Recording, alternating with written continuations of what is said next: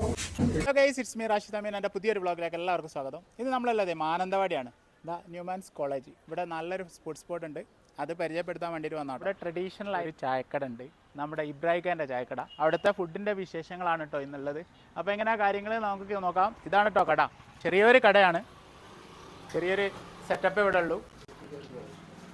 എന്തൊക്കെയാ ബ്രോ ഇവിടെയൊക്കെ എന്താണ് ഇബ്രാഹിഖാൻ്റെ ചായക്കടയിൽ എന്താണ്? ശരനാണ്, പൊളിയാണ്. ഇതൊക്കെ ഇവിടെ വെച്ചതാണോ സാധനങ്ങൾ?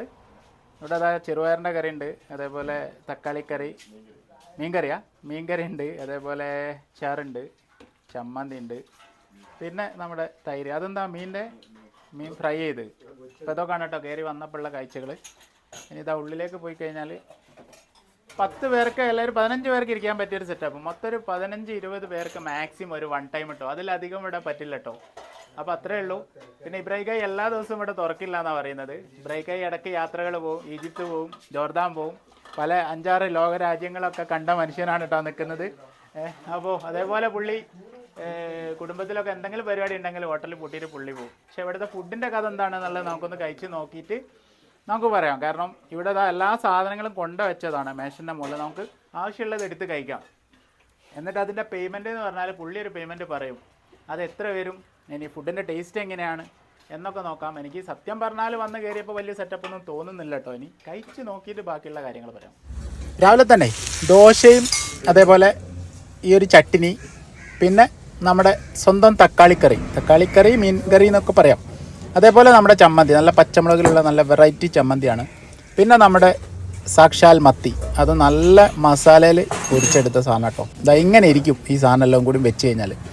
ഇതാ ഓരോന്നിലും ഇങ്ങനെ കുത്തിയെടുത്തിട്ട് നമ്മൾ ടേസ്റ്റ് ചെയ്യാൻ പോവുകയാണ്. എങ്ങനെ ഉണ്ടാവും നമുക്ക് ആദ്യം ഒരു പ്രതീക്ഷ അല്ലായിരുന്നു, പക്ഷേ ഇത് ടേസ്റ്റ് ചെയ്യുമ്പം വേറെ ലെവൽ തന്നെയാണ് സാധനം. ആദ്യമൊക്കെ ഇവിടെ നല്ല അടിപൊളി ചായ കിട്ടുമായിരുന്നു പോലും, പാല് ഉള്ള ചായ കേട്ടോ. ഇപ്പം പാൽ ഒഴിവാക്കിയിട്ട് ഇപ്പം കട്ടൻ ചായ മാത്രമേ ഉള്ളൂ. അത് നല്ല വയനാടൻ കട്ടൻ, അതും ഈ എരിവും സ്പെഷ്യൽ തന്നെയാണ്. ഇവിടുത്തെ ഒരു പ്രത്യേകത എന്ന് പറഞ്ഞു കഴിഞ്ഞാൽ ഈ ഒരു കോമ്പി നമ്മുടെ ഒരിക്കലും പ്രതീക്ഷിക്കാത്ത കുറേ സാധനങ്ങളാണ്. ഈ മീൻ പൊരിച്ചതിൻ്റെ ഈ ഒരു സാലനം ഉപയോഗിച്ചിട്ട് നമ്മൾ ദോശ കഴിക്കുകയാണ്, എന്നിട്ട് അതിനൊരു വെറൈറ്റി ഫീലിംഗ് വരികയാണ്. ഇതൊക്കെ എങ്ങനെയാണ് നമ്മൾ പറഞ്ഞ് എക്സ്പ്ലെയിൻ ചെയ്യാമെന്ന് എനിക്കറിയില്ല സത്യം പറഞ്ഞാൽ.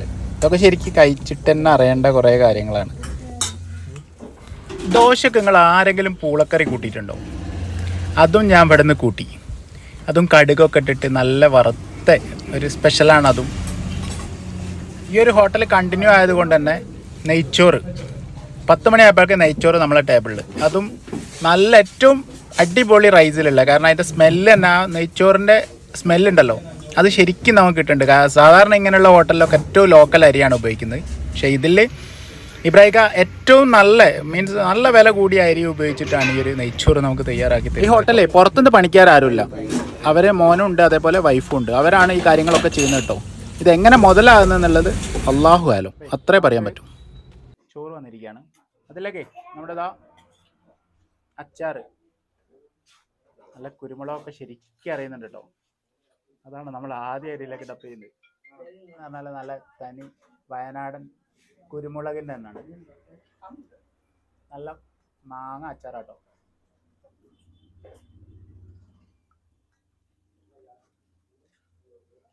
ആ ഫ്ലേവറൊക്കെ ശരിക്കും കയറുന്നുണ്ട്. മീൻതരി ഇവിടുത്തെ ഏറ്റവും സ്പെഷ്യലായിട്ടുള്ള സാധനമാണ് കേട്ടോ. മീൻ നല്ല മത്തിയാണ്, അത് നല്ല മസാലയിൽ എന്താ പറയുക മുക്കിയെടുത്തോണം. കൂടാതെ അത്രയും അതിൻ്റെ കൂടെ ഒരു സലനോ അല്ലെങ്കിൽ അതിൻ്റെ ഒരു എണ്ണയൊക്കെ അതിനുള്ളൊരു സംഭവമുണ്ട്. അത് എണ്ണ എന്ന് പറഞ്ഞു കഴിഞ്ഞാൽ ഞാനൊക്കെ ചെറുപ്പകാലത്ത് ഈ എണ്ണ കൂട്ടി ഞാൻ ചോറ് കഴിക്കാൻ വേണ്ടിയിട്ട് ഒരുപാട് സമയം നമ്മൾ വെയിറ്റ് ചെയ്യായിരുന്നു, ആ ചട്ടിയിലിട്ട് ചോറ് തിന്നാൻ വേണ്ടിയിട്ട്. അതിൻ്റെ ഒരു ഫീലിംഗ് ആണ് കേട്ടോ ശരിക്കും നമുക്ക് ഇവിടെ ഇബ്രാഹിഖാൻ്റെ അടുത്ത് പോയപ്പോൾ കിട്ടുന്നത്. നല്ല ചൂടുണ്ട്. അപ്പോൾ നമുക്ക് ഈ സാലനും മീനോടും കൂട്ടിയിട്ടാണ് നമ്മൾ നെക്സ്റ്റ് നമ്മൾ എങ്ങനെയാണെന്നുള്ളത് നോക്കാം.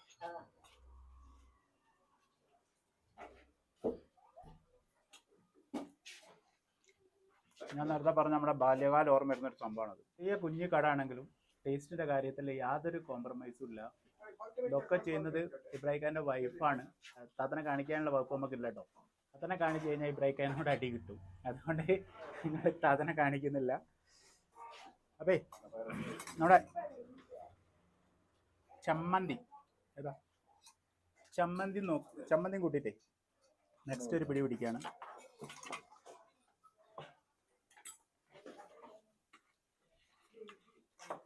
ഒന്നും പറയാനില്ല, ഓരോ ഐറ്റവും വ്യത്യസ്തമാണ്. നമ്മുടെ ചെറുപയറിൻ്റെ കറി ശരിക്കും ഓരോ ഫ്ലേവർ ഇങ്ങനെ മാറി മറിയാണ്. എരിവെന്നും കുരുമുളകിൽ നിന്ന് വേറൊന്നിലേക്ക് എന്ന് പറഞ്ഞണം കൺഫ്യൂഷൻ ആകുന്നുണ്ട് എന്താ പറയേണ്ടതെന്നുള്ളത്. പിന്നെ ചോറിടുക കേട്ടോ. അപ്പോൾ പുതിയ കറി വന്നിരിക്കുന്നു. ഇത് മീൻ കറിയാണോ അല്ലെങ്കിൽ എന്ത് കറിയാ? അത് തക്കാളി കറിയോ മീൻ കറിയോ? മീൻ കറിയാണ്. ഇത് നമ്മുടെ മീനും.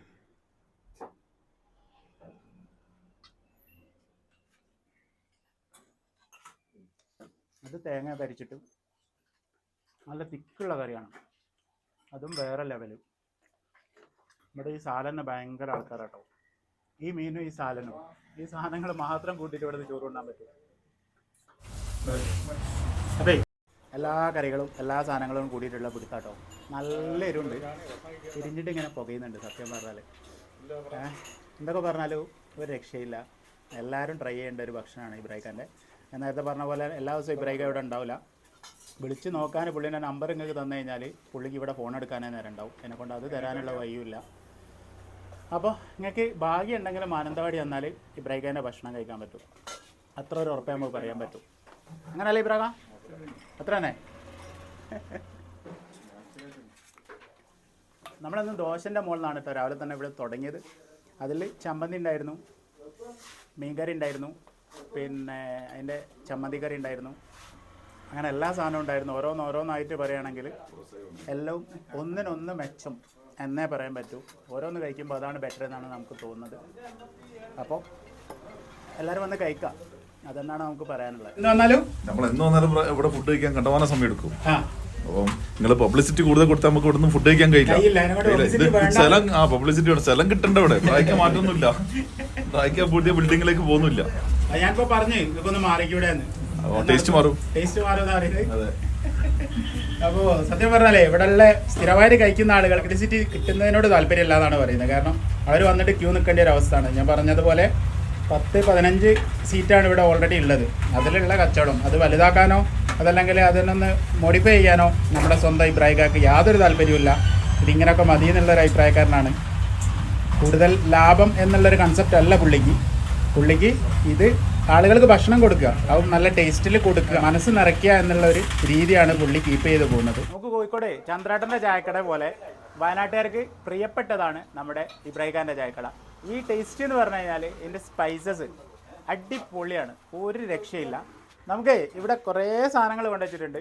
അതിൽ നമുക്ക് എത്രയും കഴിക്കാം. കഴിച്ച് കഴിഞ്ഞിട്ട് ഇബ്രാഹിക്ക ചെറിയൊരു പൈസ ആണ് വാങ്ങുന്നത്. ഞാൻ എൻ്റെ അഭിപ്രായത്തിൽ എനിക്കൊരു 100-120 രൂപേൻ്റെ സാധനം ഞാൻ കഴിച്ചിട്ട് 2 മീൻ, നെയ്ച്ചോറ് കുറച്ച് എല്ലാം ടേസ്റ്റ് ചെയ്തിട്ടുണ്ട്. പക്ഷെ എന്നോട് 60 രൂപയാണ് പറഞ്ഞത്. ഇതാണ് ഇവിടുത്തെ ഒരു ചാർജ് കേട്ടോ. ഇത് ഇബ്രാഹിക്ക നിങ്ങളൊന്നും തുറക്കുമോ?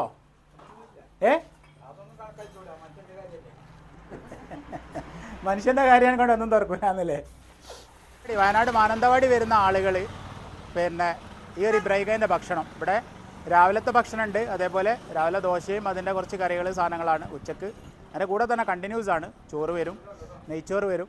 അങ്ങനെ ഉച്ചൻ്റെ സമയം വരെയുള്ളൊരു സംവിധാനമാണ് കേട്ടോ ഇവിടെ ഉള്ളത്. അപ്പോൾ ഈ ഏരിയയിൽ വരുന്ന ആളുകൾ കഴിക്കേണ്ട ഭക്ഷണമാണ് ഇബ്രാഹിക്കാൻ്റെ ഭക്ഷണം. ഇത് അപ്ഗ്രേഡ് ചെയ്യാനുള്ളൊരു സംവിധാനം പുള്ളി ചെയ്യൂല എന്നാണ് പറയുന്നത്. പുള്ളിക്ക് അതിനെക്കൊണ്ട് കഴിയില്ല, പുള്ളിൻ്റെ പ്രായവും കാര്യങ്ങളൊക്കെ അത്ര ആയിട്ടുണ്ട്.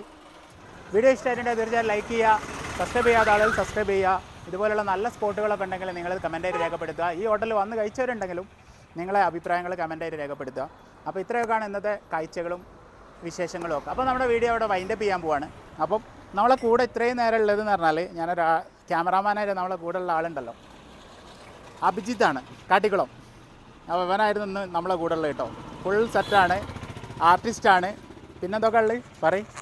എല്ലാം ഉണ്ട്. സ്ക്രിപ്റ്റ് റൈറ്ററാണ്, സിനിമോട്ടോഗ്രാഫി, എല്ലാ പരിപാടിയും ഉണ്ട്. അപ്പോൾ എല്ലാവരും ഒന്ന് സപ്പോർട്ട് ചെയ്യുക. ഭാവി വാഗ്ദാനമായിട്ട് വളരട്ടെ എന്ന് ആശംസിക്കുകയാണ്. Okay, thank you.